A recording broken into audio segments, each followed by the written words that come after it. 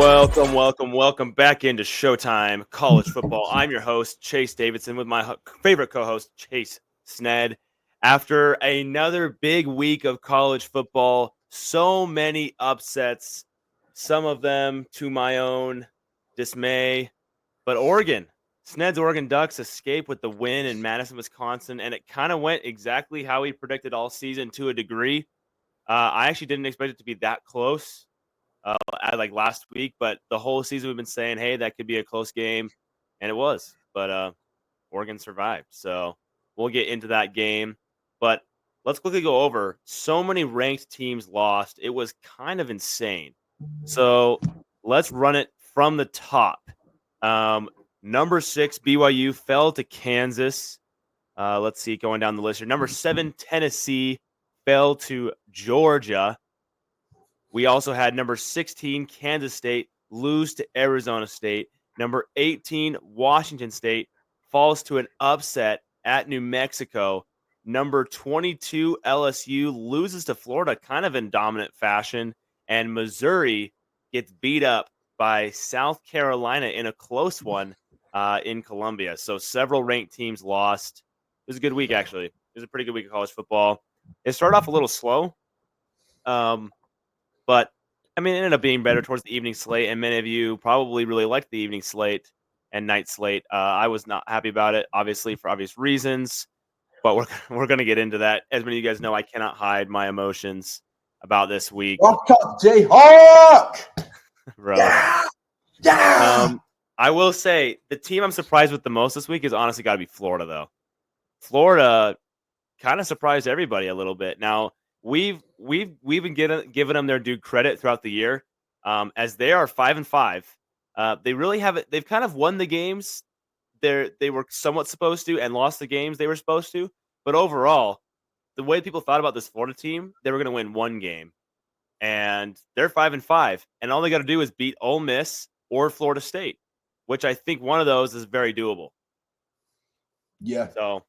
They'll beat Florida State. Florida State is now the only team in the FBS to not score more than 21 points. The only one. Still, it's insane. They got boat raced by Notre Dame 52-3 last week. That team is just not going through it. So it looks like if all goes to par, if the favorites win, Florida will end 6-6 and make a bowl game. And we talked about that if a Florida team makes a bowl game with this schedule, they should be in the playoff. Obviously, that was kind of some satire, and that was saying they won a couple of these big games, but it happened to be the teams they dodged all the teams that they lost all the teams they were kind of supposed to lose to. So their best win actually wouldn't be that great. It would be LSU at home. That would be their only win, and they could end 6-6 with actually none of those wins being against currently ranked teams at the end of the season. We'll see how that pans out with LSU, because their wins are Samford, Mississippi State, UCF, Kentucky, and LSU. And so, I mean, I gained a lot of confidence in Billy Napier. I'll be honest. I know it's not crazy, but still, with that much adversity going through, just the fans and the school, and with the athletic department deciding to stick with Billy Napier, I'm pretty impressed. He's kept the locker room, and DJ Lagway is kind of the guy, bro. Low key balling out, yeah. He's 3-0 in games he actually played the full game. Yeah, he's playing good. I think they found their guy for sure. Yeah.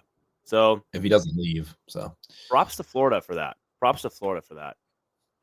Let's talk about. Let's see. Like, you have a favorite game of the week, Chase? I don't even know. I'm trying to think. South Carolina, Missouri was insane. That game was crazy. South Carolina was up pretty much the entire game.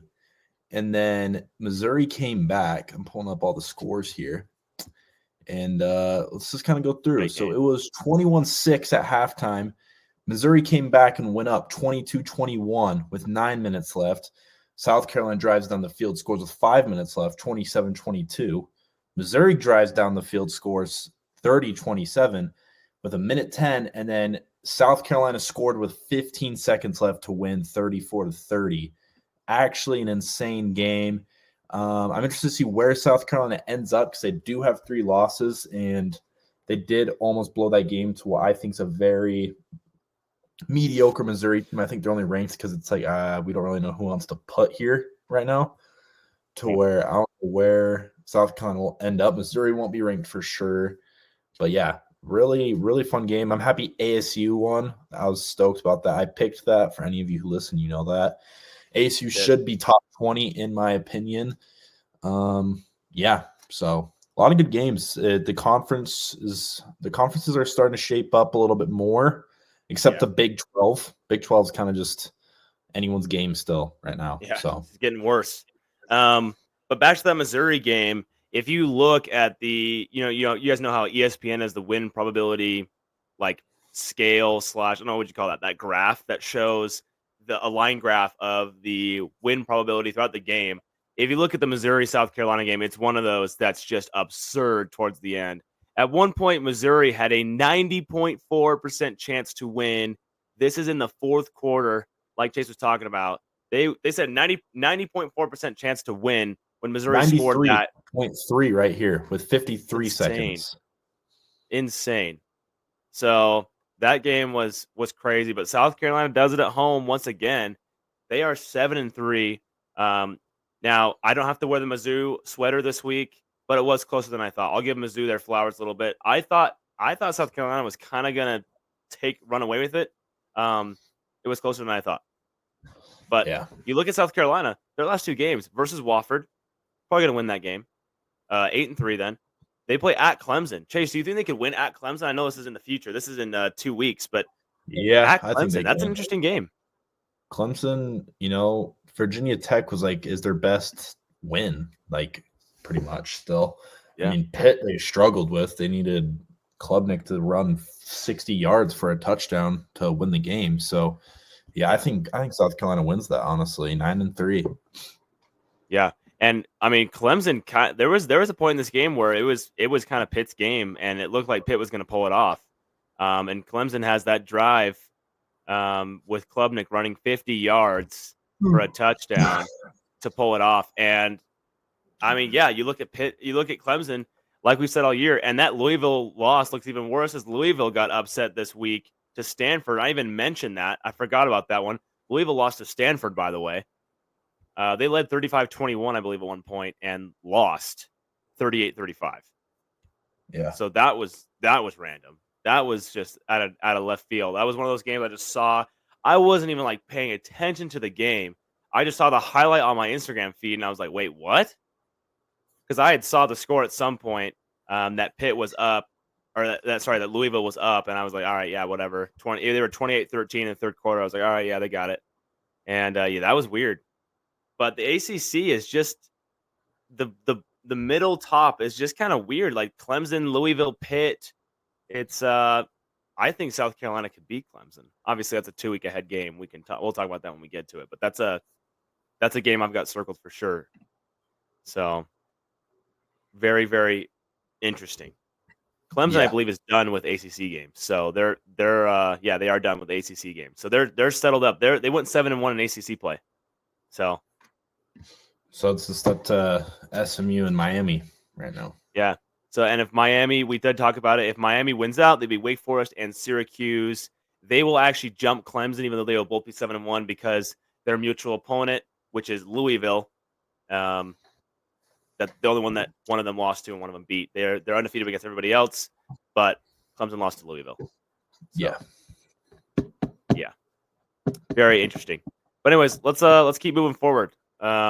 Let's talk about Oregon, Wisconsin. Chase, what are your thoughts about the Ducks this week?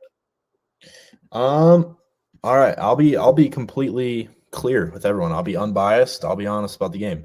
I had no idea what was going on. I was very frustrated. Any Duck fan definitely was. I mean, we were missing some players, but missing players, I hate when people use that as an excuse. We're the number one school with 4-star, 5-star, 3-star recruits year after year. We have talent to play as a backup. Defense played awesome, holding Wisconsin to 13 at Wisconsin. No reason why we shouldn't win. And it's something every team said when they win close games. Good teams find a way to win close games. Said that about Georgia against Kentucky this year, and I don't know. People get mad when Oregon fans say that, which I don't really get. But good teams find a way to win good games, close games. And CFB Kings actually posted about it. This was our 8th straight game without a bye week. No other Power 4 team had that this year. The last 3 opponents Oregon played had a bye week before us, so an extra week to prepare for us, extra week of rest, and we still won. The Big Ten, they said we weren't ready for it. We came into the most physical offense and defensive lines and proved ourselves. We traveled across the country to Wisconsin, to Michigan, to Purdue. I know Purdue sucks, but still, we traveled across the country 3 times. Oregon's number 1, and people are going to hate it. I don't really care. Oregon's number 1. We're 11-0, so that's my take. It was a bad game, and we still won. So that's my opinion. Yeah, I will add, for anyone saying, like, why is he saying traveling across the country? Like, why would that matter? It does matter, actually, quite a bit, and we've seen it already this year. When you travel 4 hours for a game, it makes a big difference compared to 2 hours. And then you're doing it every week in conference play. It's we've already seen it in the Big Ten this year that almost every team going on the road over, I think it was across 2 time zones, so Pacific to Central or Eastern, has really struggled to win games. Like, no matter what the favorite was, it's been really hard to win that far on the road, especially if it's a night game. I mean, you're talking about Rutgers. You're talking about a team playing at USC. You're talking about a 3-hour difference, and that game's kicking off at 8 p.m. local time, 9 p.m. or whatever. And you're talking about 3 hours difference. That's starting at midnight for those guys. And I know they probably try to adjust the time, but I mean, you're still finishing the game at 3 a.m. for some of these guys. And so it's hard you're fighting against sleep. So it's just a huge disadvantage for teams traveling. And so I do give a lot of respect to Oregon for that. So that is, But anyways, Chase, I also like what you said about, I do think it's a bad excuse, even when it's a really important player, to say we have guys injured, because big teams solve problems and work through problems, and Oregon's done that. Got the win. Might not be as pretty if you had less injuries, but I feel the same. I feel like blaming injuries is just it's a coping method. It's not really It's a I hate when people method. use that as like an action. I hate when people actually use it as a, like, well, we were injured, and like, well, you lost. So everyone has injuries. I mean, I know some are worse than others, but that's how it is. So Oregon proves their number 1 team. I didn't really lose much. I don't really lose too much confidence in Oregon, because once Oregon did it, I mean, you look around college football. I also don't like when people are using this too much, especially this year when there's been so many close games. There hasn't been a Georgia elite team that's just crushed everybody. Every single team has had a bad game or 2 or 3. Even all of the top 5 teams, you can point to 3 games, and it's like, that was a horrible performance, and they barely escaped. I remember 2010 when Oregon went to the championship against Auburn. We were number 1, and we beat Cal, 5-5 Cal, same exact record as Wisconsin this last week, and it was like 15-12 was the final score. So same kind of vibe. We ended up going to the championship. Obviously, it's a playoff this year, so it's different. But yeah, like Chase said, every year, even Georgia this year, they barely beat Kentucky. There's games in the past, these last couple of years, where Georgia barely wins. Michigan has had a couple close games last year, to where I don't know. The Maryland game. I mean, it's probably because it's my team, to where I feel like people are hating on it, to where it's like, oh, Oregon shouldn't be number 1, but. I'm saying the same thing everyone said about the teams that have been number 1 in the past, that good teams find a way to win games. So, it's I think, I mean, obviously there's extremes. Like Miami this year was somewhat of an extreme. It was 4 or 5 straight that were very close. But even then, I made sure to be very specific. They still won. I'm not debating that they still won. So I can't really take I take it with a grain of salt, but you can't. I hate using that as like a metric. Like, well, you only beat these teams by so much. It's like, well, like it kind of like in the Bible. It's like, all right, like, who's gonna be the first to point the finger? Like, everyone's done it. Everyone's had close games, and so one of my friends, I'm not gonna say his name. He listens to this. He knows I'm gonna be calling him out here, but he sent me this thing where it's all of Oregon's close games this year. So Wisconsin, Idaho, Boise State, and Ohio State. And my response to that was 2 of those are playoff teams right now, to where I don't really get the point. Yeah, Wisconsin, Idaho should have won by more. But anyone who watched the Oregon game knows that our team just looked so tired. They just looked deflated, came out flat-footed. Like, you can tell they've played for a long stretch. I mean, that's no excuse. Yeah. It's football, but there's definitely a difference when you're playing 3 weeks straight when the other team had a bye week before you and you didn't. But yeah, we won. So no, I mean, I'll be done yapping about it. I stood on my stool for Oregon there. I defended my team. That's like the most passionate I probably have ever been about it. So there you go. There's that. Let's go Ducks. Yeah. And it's just it's college football. I mean, to a degree, and we've seen it, and we talk about this here. There's a lot of parity this year, and so I think we're going to get kind of used to this. There's just more close games. It just happens more often. I think we're used to the fact that the top 5 teams just blow everybody out, and they have one close game per year. And this year, it seems like everybody has multiple. Like, name one team that doesn't have 2 bad games, 3 bad games. It's insane. Yeah, and the thing you have to remember is a lot of these teams, Wisconsin included, Northwestern for up until like halfway through the second quarter, even Arkansas for a little bit. You know, these teams, they're fighting for a bowl game right now. You know, it's the last stretch of the season. You have a top 5 team come into town. It's like, all right, this is pretty much our Super Bowl to, you know, get us into a bowl game to where, I mean, obviously it's kind of it's like cliche, but like these guys are going to do anything they can, you know, like this means more than other games, I feel like, if that makes sense, you know, trying to get a bowl game. Survival. Yeah. I get it. But let's talk about, let's go to the Big 12 here. Colorado and Utah. This game, of course, was originally going to be a bigger game. We were hoping. But Utah came off an emotional loss, and I picked Utah to win this game because I thought they were going to rebound. And for a minute there, I thought maybe there was a chance Utah could pull it off. But Colorado looks extremely strong. Yeah, looking very strong, and they kind of towards the end they ran away with it, which was pretty impressive. 21 in the fourth, yeah. And people who don't watch football aren't paying attention to maybe Big 12, the depths of the Big 12 with Utah.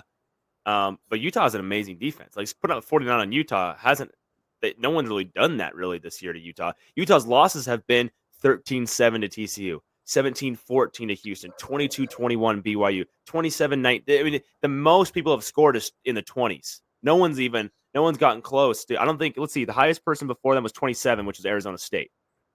No one had scored above 27 against Utah, and they just put 49 on their heads. I was quite surprised with that. I thought Utah's defense was going to show up better than that, and Utah's offense also kind of did score more points than usual. But that was kind of a weird game. It kind of went exactly what I didn't say. I said it's going to be a defensive showdown, 2017 Utah, and it was kind of the opposite. Yeah.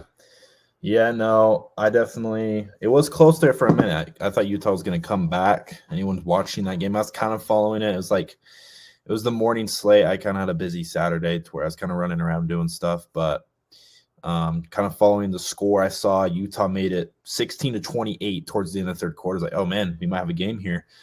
And then Colorado scores right at the start of the fourth, 35-16, but then Utah answered to where still only an 11-point game, and then Colorado scored back-to-back and made it look a lot worse towards the end there. So yeah, it's interesting to talk about. I don't know. I mean, I don't know if you have much of an opinion on this, Chase, but I'll ask you first. Do you think this is Kyle Whittingham's last year at Utah? They already have an interim head coach, or a standing head coach. They pretty much announced who their head coach will be. Yeah.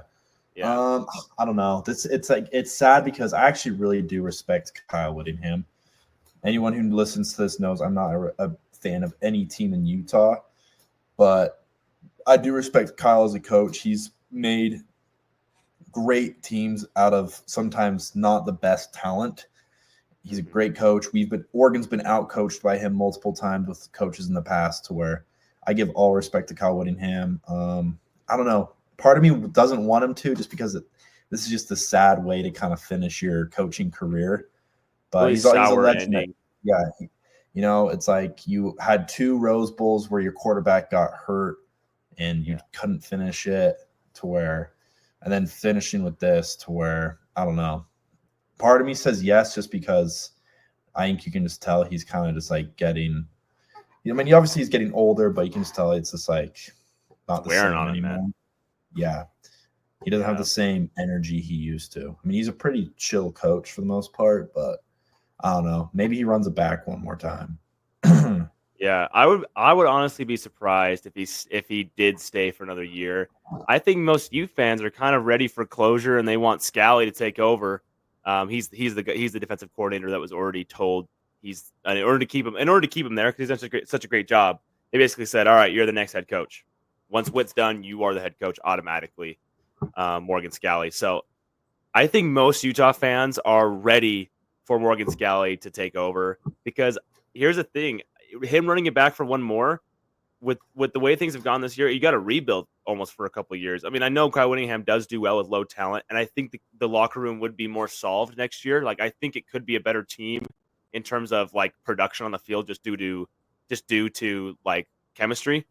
But I mean, I don't know if Kyle Whittingham's going to stay for a rebuild, and so you almost might as well hand over to Scally. But this means that Kyle Whittingham probably ends on the worst season of his career with the drama and with he's had a few other 5-7 seasons, but hasn't felt like this before. I feel for him. So I feel for you guys, Utah fans. I know it's been a hard season, but at least BYU lost, so we can all cry. We can all cry together. It's fine. But that being said, let's talk about the BYU game. I'm trying to keep it together. Not just lose myself. Sned, why don't you go first, buddy? Why don't you talk about your thoughts about the game? I actually don't have a ton. Disclaimer. I was working that night. I work for the Jazz, to where the Jazz had a game at the same time. I had to do stuff for it. And UFC was also on, to where my brain was kind of exploding, just like overstimulated. BYU game on my computer, work computer was doing stuff. Then TV had UFC on. There was a lot going on. Then like ASU game in the background, Tennessee game. My brain, I couldn't really focus on anything. But just based off of looking at stats, I don't know. Stats don't really tell the story sometimes. But I don't know. I feel like I kind of thought it would be a close game just coming in, because Daniels can move in the pocket, and that has shown this season to give BYU problems based off of Kansas State and Brandon Rose at Utah, just on my observation.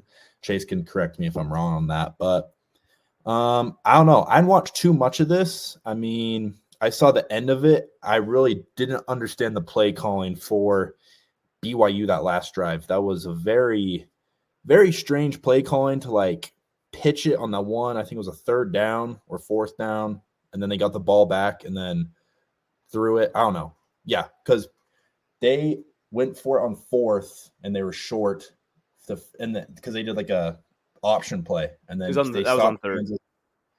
That was on third, and then that was on third down. Yeah. Oh yeah, and then they had a false start, pushed them back farther. Yeah, to where, and then based off of Chase and other friends, it kind of just sounded like BYU just made stupid mistakes. Just they finally, I guess, ran out of luck almost. I don't even know what to say. The magical game-winning drive couldn't happen this time. But I don't know. Because I did watch the last couple drives. Both teams, I had no idea what was going on with the play calling. I was like, Kansas could easily put this away, but they're making it hard on themselves. And then, to where I think BYU kind of hurt themselves this game. But, I don't know. That was kind of just like a whole lot of nothing. So anyone listening, I'm sorry. I didn't really watch. I was kind of just following the score, watching the play when I can. But rock chalk, I guess. I said that last podcast, so go Jayhawks. Yeah, I mean, I don't really have wait, one sec. Before you get to it. Kansas coming in, I think was a very underrated team. A lot of people were like, why is the spread only 2? Mm-hmm. Looking at Kansas's schedule here, every single one of their losses besides TCU by 11 was by 6 or less points. So Kansas is a good team. They just did not play up to the standard we expected, to where their record, I think, is a little deceiving. Yeah, that is. But I will say this as nice as I can to Chase. being number 6 at home, cold, your environment, night game. Should have won, obviously. Yeah. But that's my 2 cents. This was definitely an upset because of the where and when it was played. So yeah, it's valid. I also agree with you on the disclaimer. Kind of Kansas people who say like, I would say first of all, I think this is also unbiased. I would say this for any team. If it, I don't even care if it's it's my team BYU over it was Kansas State they were playing. People who are like a horrible Kansas team, like, well, first of all, that team, if you have been watching football, that team is actually a lot better than what 3-6 said before the game. We knew that coming in. We talked about that on the podcast. Like this Kansas team is not like they're looking like the Kansas team they were supposed to be before this game. The Kansas team they're supposed to be. However, I will say this. I think Kansas did not play well. I think BYU just played worse. BYU played horribly. I'm just going to put it straight. BYU outgained Kansas by 120 yards. Had 10 more first downs. BYU really had pretty much control of the entire game and kind of just lost it themselves. That's what it felt like. It felt like a game that BYU had within their grasp pretty much the whole game. BYU could not score, could not convert in the red zone like at all. Several trips down to the red zone ended in either field goal or an interception or a 4th down stop. I think BYU had several full length of the field drives that ended in either 3 points or 0. So that being said, I didn't lose a ton of hope in BYU in the fact that BYU's offense had some horrible play calling in the red zone.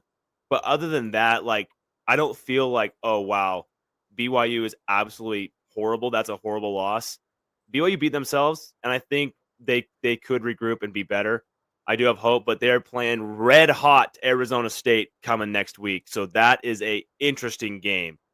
I will be down there in Tempe, so I am very excited for that game. But I am extremely nervous as a BYU fan. And I'm very excited as a Showtime CFB analyst for that game. So that's gonna be a heck of a game. But yeah, I mean that's really all I have to say. I think most BYU fans would agree with me. That was pretty much just BYU. No credit taken away from Kansas, but BYU kind of gave the game away. They did. It was a very winnable game for BYU to stay 10-0, and I don't know what they were doing. So that's really all I got. Even from my in-depth standpoint, that like was the overarching theme. So, anyways, let's move on to our next game. We're done talking about this stupid game. Let's go on. Hey, forks up this week. Am I right? Forks up, baby. Go Sun Devils. All right, buddy. I actually love the Sun Devils. It sucks that BYU's playing the Sun Devils because they are a fun team to cheer for in college football right now. They should be, as Chase said, top 20. Actually, let's move on. Let's just talk about that game real quick. Arizona State upset Kansas State. Great win at Kansas State. I was torn. I really wanted to pick Arizona State in this game, and for some reason, you guys are picking Arizona State. I wanted to be different. I was really shocked you didn't. I know. I'm always the guy who picks kind of. This is a good life lesson for everyone.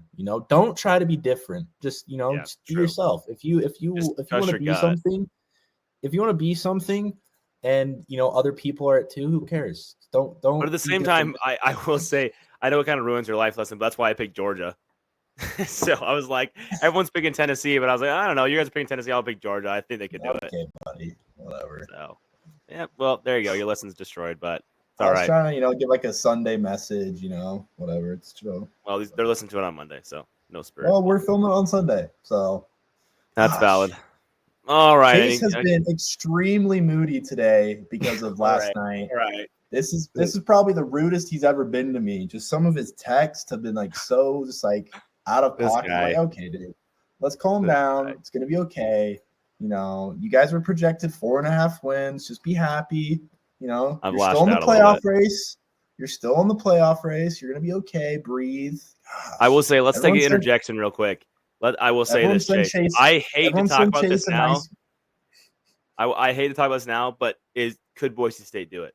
So the question is, Boise State right now, if they win out, do they still rank ahead? Let's say BYU wins out and Boise State wins out. Does BYU pass up Boise State and take the bye, or Colorado? Let's say Colorado wins out. Do they take the bye from Boise State, or does Boise State the Mountain West champion get the 4 seed, and the Big 12 team gets the 10 or 11, wherever they are ranked? I don't know. It really depends who wins the Big 12, I think, and how. But do you think it changes on BYU or Colorado? But I mean, because this is a Colorado team that would walk in when there were 2 losses. If BYU wins out, they're 12-1. Before you go, I'll give my. If you're still thinking about it, I do think, to a degree, the committee. I'm trying to be unbiased here. I think the committee, a 12-1 BYU, would pass up Boise State. Boise State's best win just lost to New Mexico, and so just other than the quality loss, Boise State doesn't really have much of a resume compared to BYU. And so I think 12-1 BYU would pass them up. But the question for me is Colorado. I think I'm fairly confident. Or ASU. Or ASU. Oh, yeah. Oh, sorry. Or ASU. And ASU would have just beaten BYU, Arizona, and probably BYU again. Or Colorado. I think it'd be Colorado. I don't know. Because then it would become. Oh, it would be. Because then they'd have a tiebreaker over BYU. It'd be complicated. But it'd probably be. We could guess it'd be Colorado. Well, we could guess. Well, it's going to be too hard. It's too hard to know what it would be. Well, so BYU now has 2 conference losses. No, it'd be Colorado. It'd be Colorado because they only have 1 conference loss. It'd be Colorado. They only have 1 conference loss. Yeah, I was going to say. That was.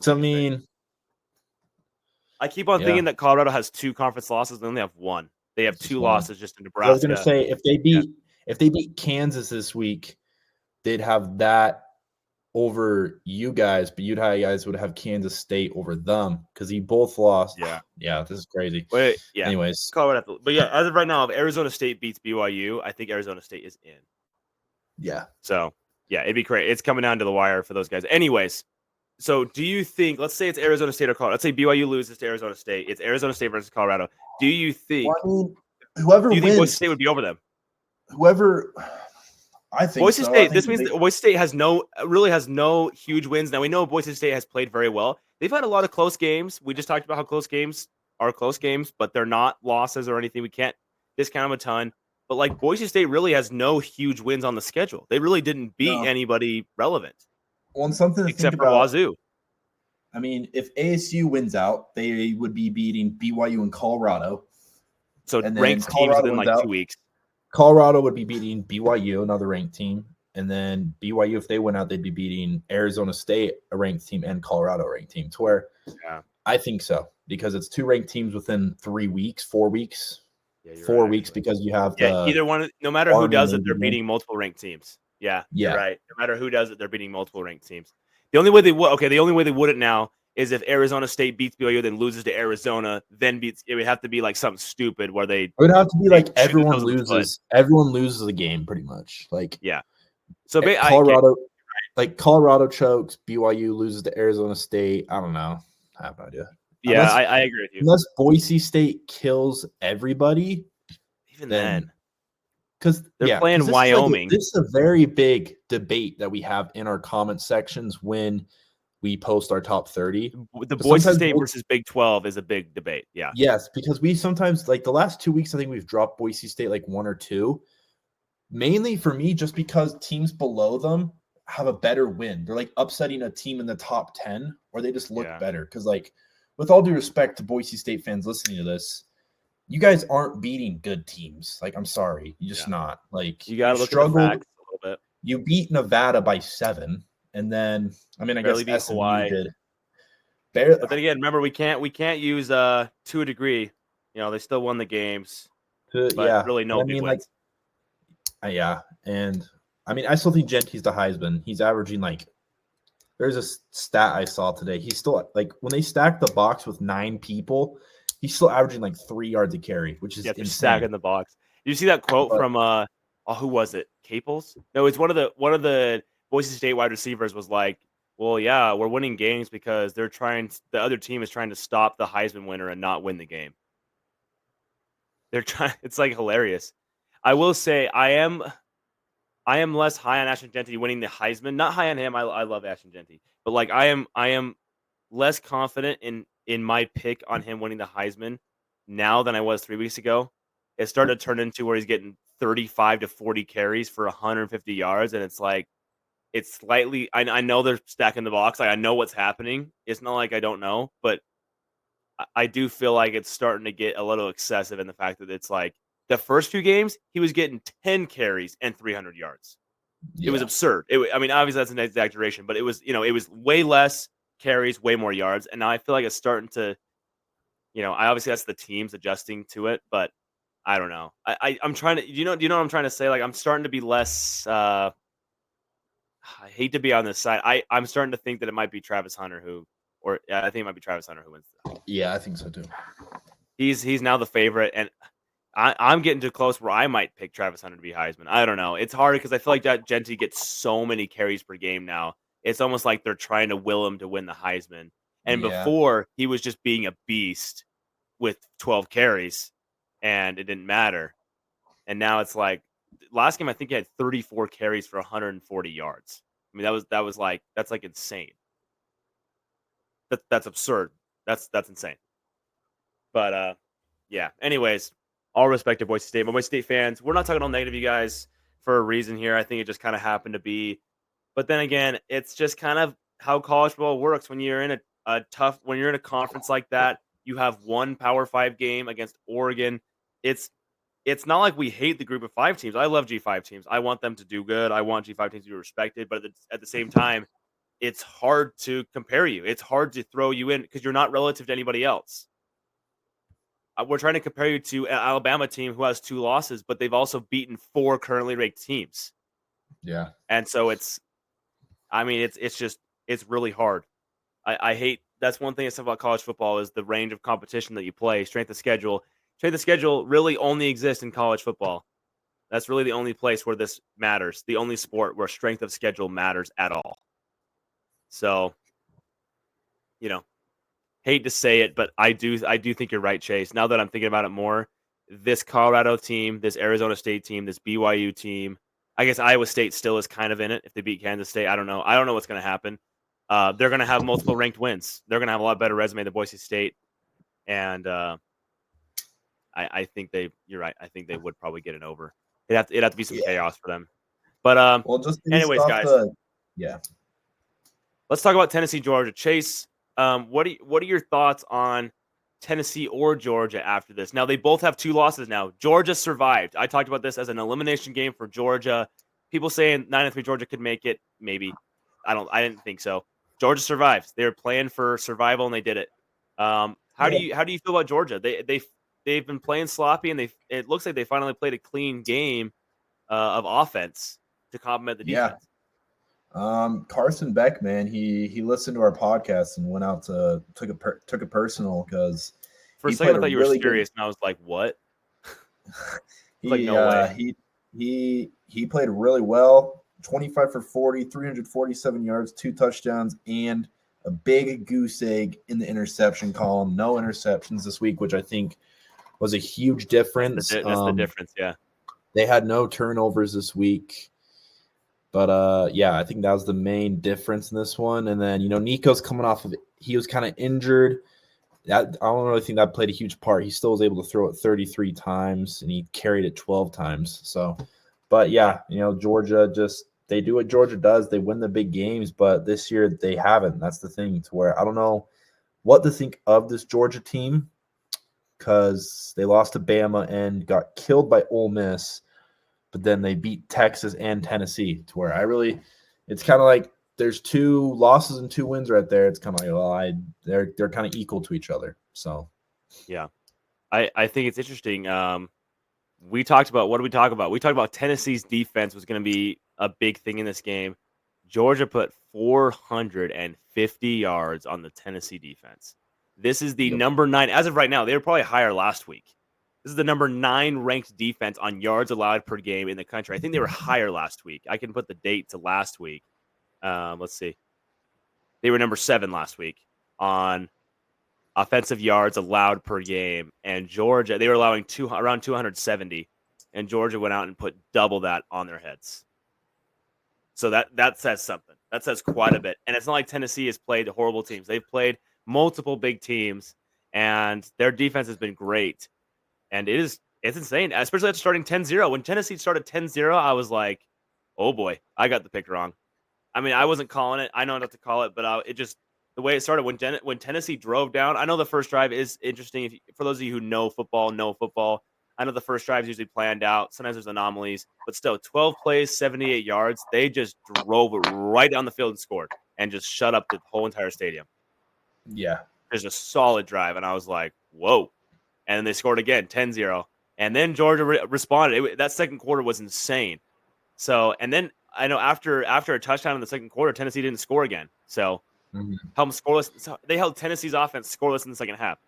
So, yeah. You know. Well, in Georgia now, depending who wins the Texas A&M game, we may be having a Texas-Georgia rematch at this direction we're going right now. So, yeah. And finishing up here, boys. Let's look at the SEC standings. I like we have Texas at first, 5-1, along with A&M behind them. Texas only above them because of overall record. Then we have 6-2 Georgia in third, and then we have 5-2 Tennessee fourth. Then tied for fifth, we have Ole Miss and Bama, both at 4-2 in the conference. And also Georgia Tech is done in the SEC. They're done. They're 6-2. They will finish 6-2. Yeah, and I believe South Carolina is too. You said that earlier. Yeah. To where, it's going to be – we're shaping up. It'll be interesting to see because, I mean, those top 1, 2, 3, 4, 5, 6. I mean, South Carolina, not really. But and then if A&M loses to Texas, I don't think so either. But looking at 5 or 6 SEC teams that could be potentially in the playoff right now. Mm-hmm. So I'm looking right now, Chase. I don't know the tiebreakers. Texas A&M and Georgia didn't play each other. Let's say Texas A&M loses to Texas. This means, let's say Texas and Texas A&M win their next games, then play each other, and Texas wins that game. They're going to the ship, and it's between a 6-2 Texas A&M and a 6-2 Georgia. Do they just compare common opponents? Let me look. Someone in our chat which would put Georgia in. I'm looking right now. Someone in our Showtime Faithful chat sent like this simulator. Oh yeah. Shows who someone said that. I'm trying to find it right now. As we're talking about, as Chase is looking that up, Alabama's 4-2. Ole Miss is 4-2. So those are the only teams that are still. I mean, basically, I hate to say, most of the teams with 3 losses are out. Even South Carolina, they're 5-3. I mean, they're out of the championship. Safe to say. And so you still have 6 teams that are realistically in it. Ole Miss and Alabama both beat Georgia. So if these 2 squads win out, I don't know what the tiebreaker is going to be. Alabama could definitely win out at Oklahoma versus Auburn. So they're 6-2 with Georgia. They have a tiebreaker over Georgia. Mm-hmm. Ole Miss is a tiebreaker over Georgia. Their games aren't crazy hard to finish. Let's quickly look that up. They're going to be Mississippi State. And who's their other last game? They're playing Florida at Florida, 10 a.m. next week. Ooh, hot team. We'll see about that. But I mean, you look at it, there could be pretty easily. We have another week of football in the books, and now we're starting to see what we were talking about. We are probably going to have 5 10-2 teams, 5 or 6 10-2 teams. Okay, so what were you saying? If Texas A&M loses to Texas, well, as of right now, Chase, just have everybody win out except for Texas and Texas A&M. But everybody below them, Georgia, Tennessee, Bama, Ole Miss, can all win out without playing each other. Georgia, and I think they will. Okay, so Georgia, of course, doesn't play any more games. Texas A&M wins here. Ole Miss wins here. LSU doesn't really matter. Bama. What is the website called? We'll give it a shout out. bball.notnothing.net. It was. Nice. Let me see who sent it to us. Shout out Colin. Colin Barlow, baby.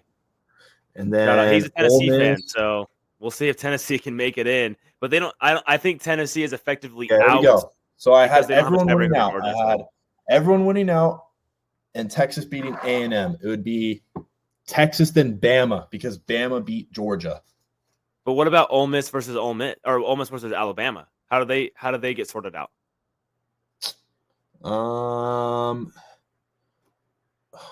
This is interesting. I'm looking at they don't play each other and will not play. They didn't play each other and won't play each other. And so how do they get if they're both 6-2? Now I know that then they both have Georgia, Ole Miss, Tennessee. This doesn't make any. I think this is like broken now after this last week.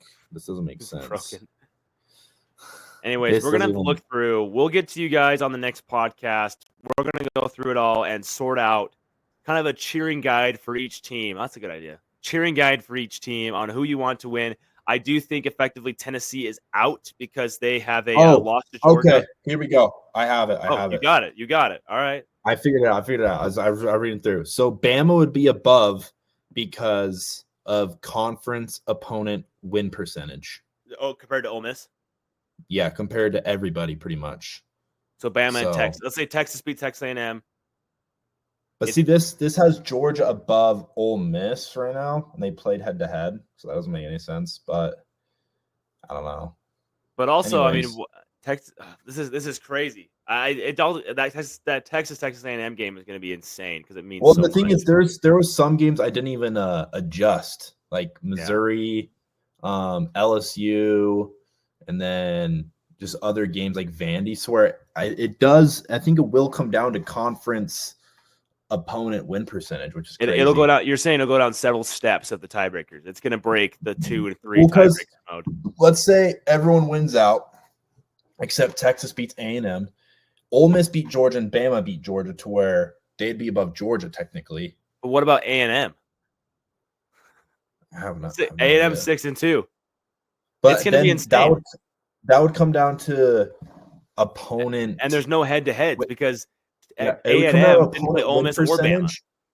It would come down to opponent win percentage, and just looking at A&M's conference schedule, it's a lot weaker than the others. They have Florida, Arkansas, Missouri, Mississippi State, LSU, and then lost to South Carolina, and then Auburn and Texas, to where these other teams, they're playing pretty much everybody. So, yeah. I will say one thing. Welcome to the era of super conferences. This is going to happen every year.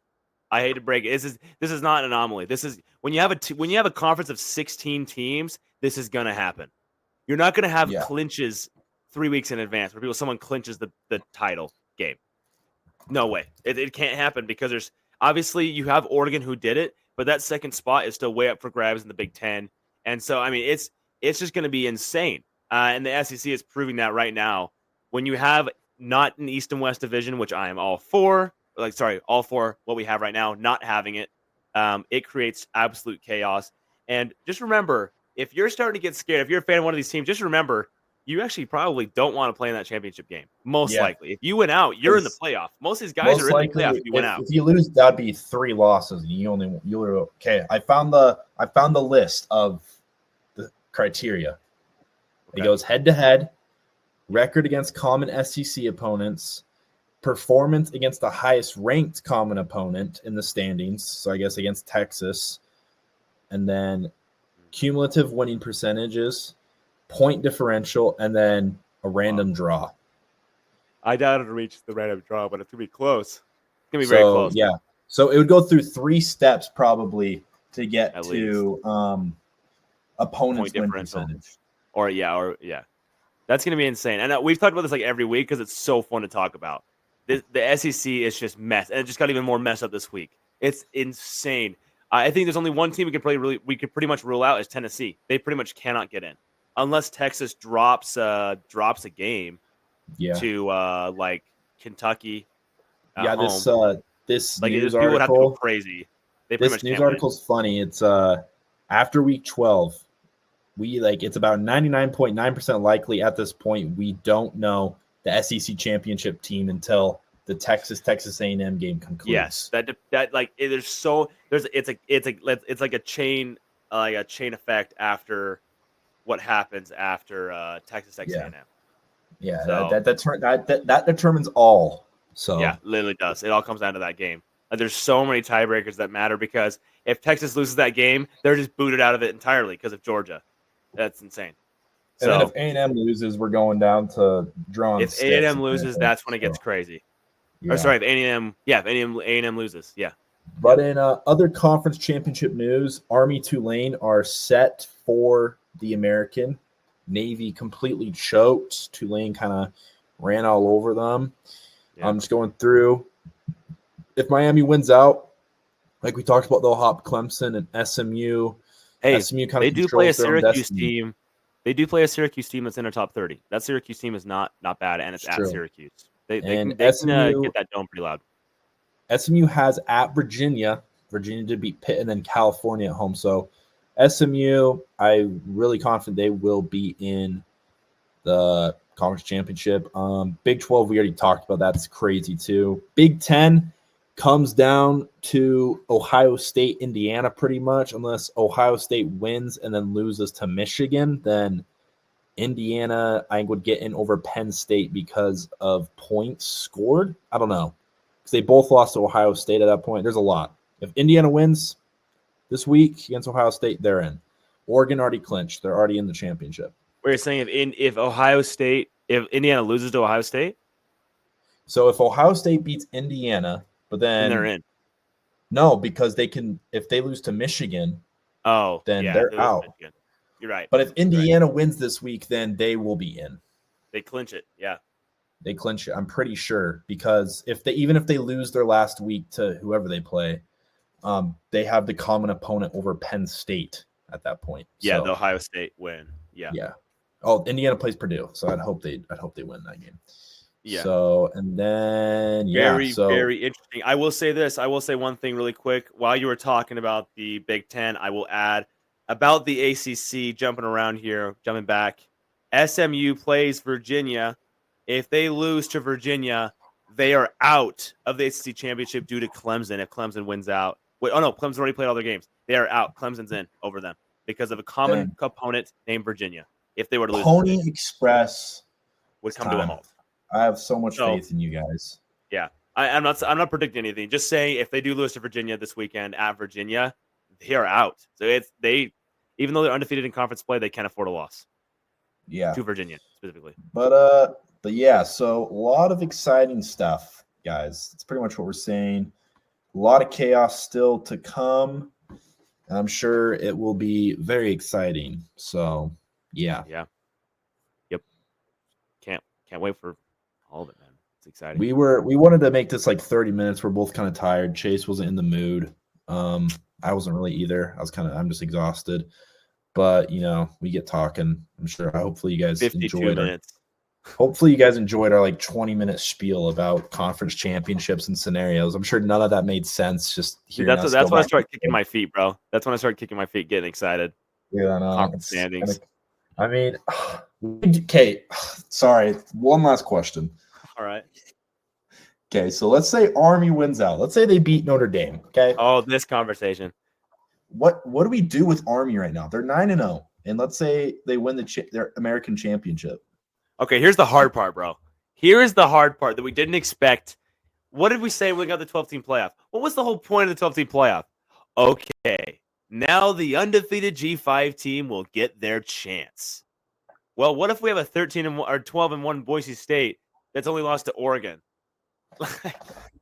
That's why it's hard, because if Army, if there was no Boise State, it'd be just like, there's no question. It's Army going to the playoff. Like we got it. No problem.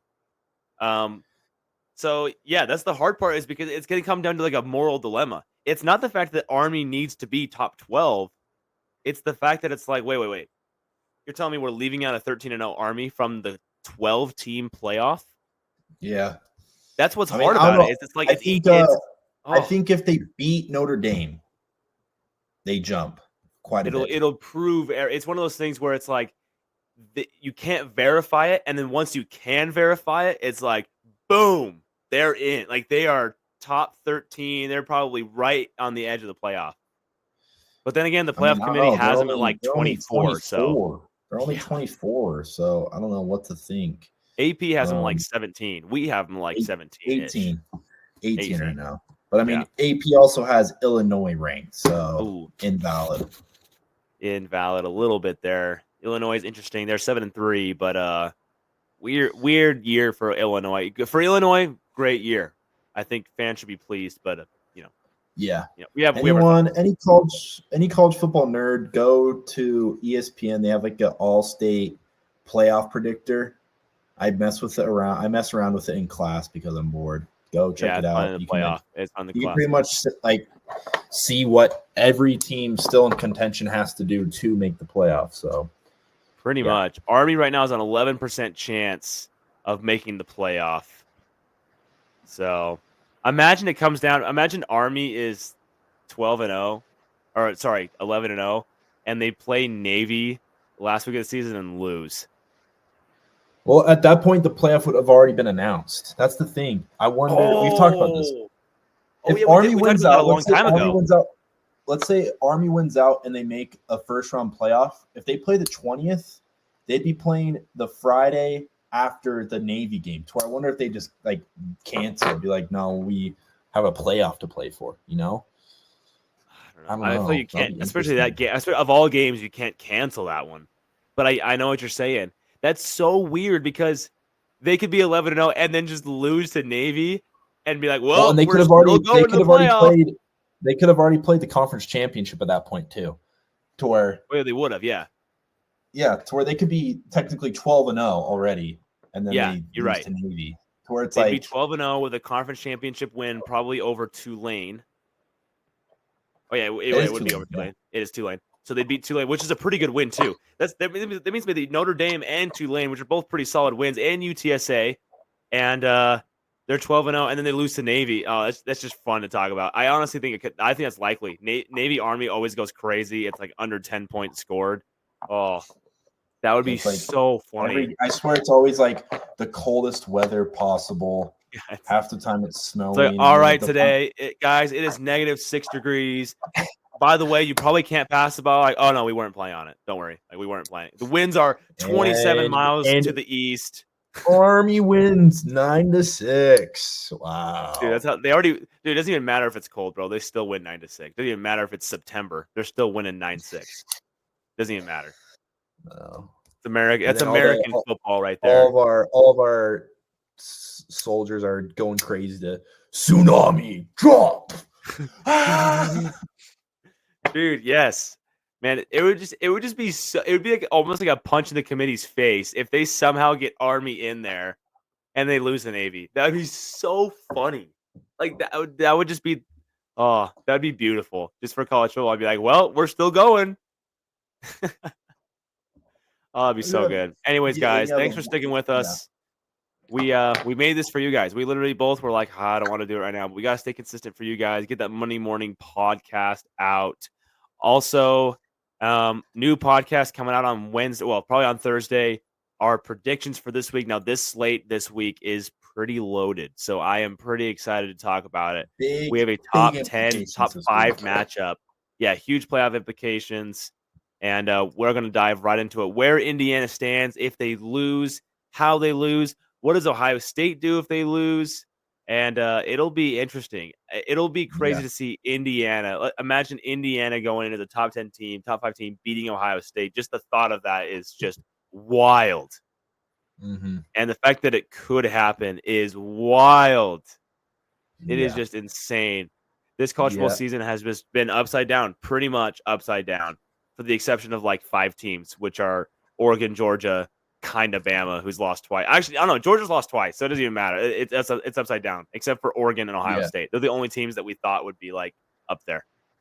But you got Pitt, Louisville. It's a good game. Probably both won't be ranked.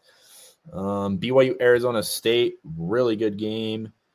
SMU, Virginia. They've had some close games with big teams, and obviously, like Chase said, Indiana, Ohio State, the big one. Ohio State already 12.5-point favorites. Wow. Whoa. Dang. Also, Ole Miss at Florida in the swamp. I know we talked about Florida could still go a bowl game. They don't even need to win this game to go to a bowl game. But Florida's hot. That was a huge win for them. And Ole Miss is also hot. I mean, they just beat freaking Georgia.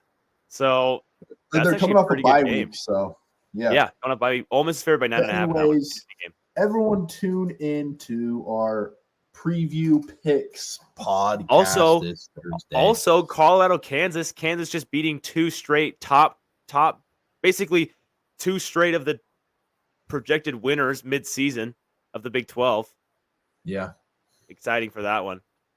But, I mean, this slate is actually mad underrated, dude. SMU, now that we've talked about the implications for SMU versus Virginia. It's just because the implications that are on this game, man. It's just crazy.